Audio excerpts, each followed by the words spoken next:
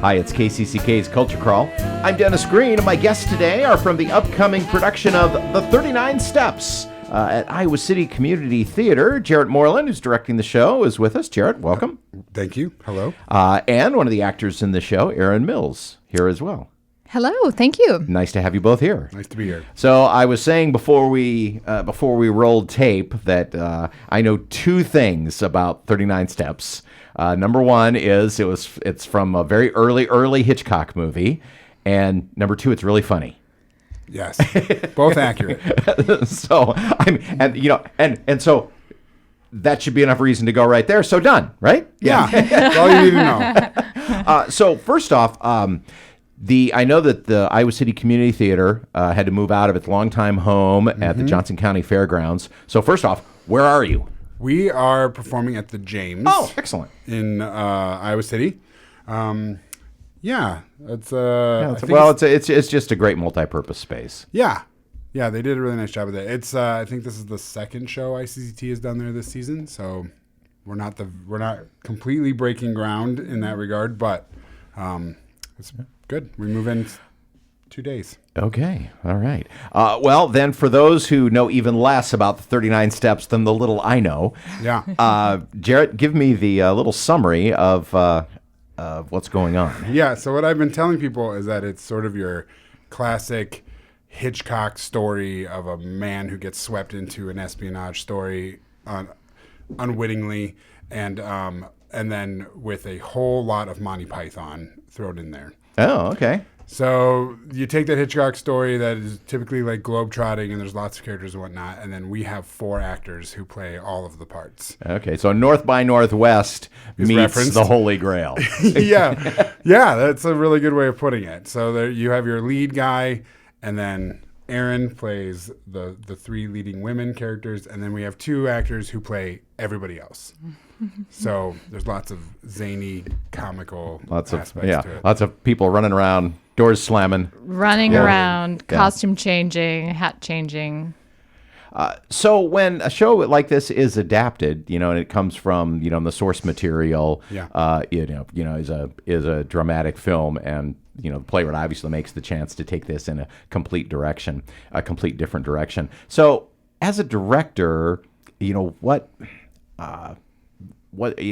how do you piece all those different aspects together? Are you thinking about the original source material in working with this? Does that come into play, or is it really just, hey, it's a farce and we are just going to go balls to the wall for the whole time? Yeah, I think you start at that first part where you like, what is the source material? Where does this come from? I read the book, and then I watched the Hitchcock movie.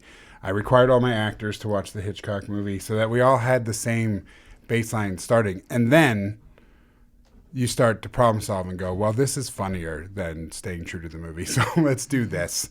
It's meant to be a very bare bones sort of show, so we don't have these elaborate sets, these Hitchcockian mansions and things like that. We have a bunch of trunks, a couple ladders, and a whole lot of hats.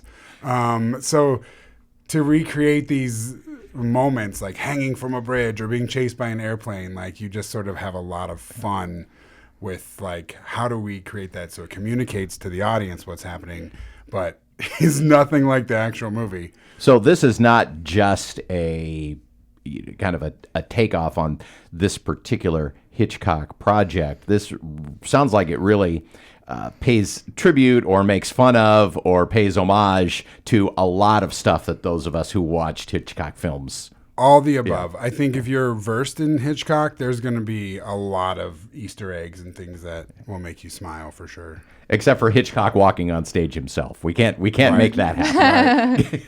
I thought about that little shadow for his TV show. These days, I was like, how do I incorporate that? But there'll be a few nods to things like that in like sound design and stuff like that. Erin, as an actor, you play multiple roles. Sounds like not quite as much as a couple of the other actors. But what's your process in making those fast changes? And I don't mean the physical changes. I mean the physical but also the character, because I'm sure that in some cases you are literally, you may be doing the whole thing on stage, or at the very least going off, coming right back on again as somebody else. Yep.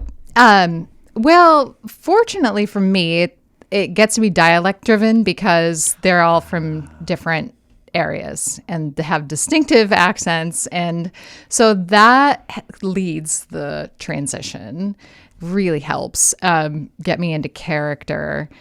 And the storyline for each is very distinctive too. So they have very different motivations. They're all very different people. You know, one lives in the Scottish countryside and one is international spy from Germany, and one is a English lady who has connections to the government. But one of our cast members who plays a clown technically, but many roles, is Jen Brown, and she is an expert at dialect coaching and has a background in it, and she's helped us all and has been a gem in that process. I was just going to ask if multiple dialects was something that has always been a part of your toolbox or something that you've had to really, really work hard on for this. I always have to work hard on dialect. I'm going to be honest with you. I think the English was a little bit easier. I've had more exposure and more work on it over the years, but the Scottish and the German took a little bit of work. And Jaret, as a director, how much of, like I said, a lot of fast changes, a lot of things happening very quickly. How much of that is in the script, and how much do you have to, as a director, figure out? Oh my God, how am I gonna make Erin go from the English lady to Frau Schmidt in a second and a half? Yeah, I think a big part of directing, especially with like farcical comedies, they're very similar to musicals in the sense that a certain part of your process has to be traffic control, like knowing that, so when we make choices, sometimes it's literally like, okay, the scene's over. What side do I exit on? And I have to know, like, well, you're coming back in like a moment, so you should be on this side. There's a lot of like planning in that regard.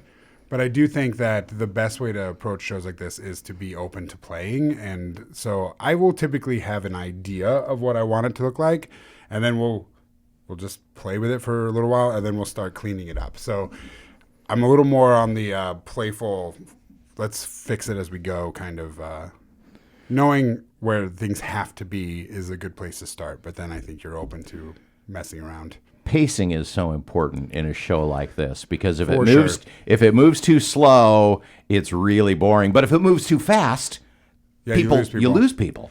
Yeah. I completely agree, and those were some of the considerations too. We had to where we'd have a scene, and then we'd get a little further in the process and realize, oh, you have such a quick change. Maybe it's better if you go this direction, or if we do that on stage instead, or something like so.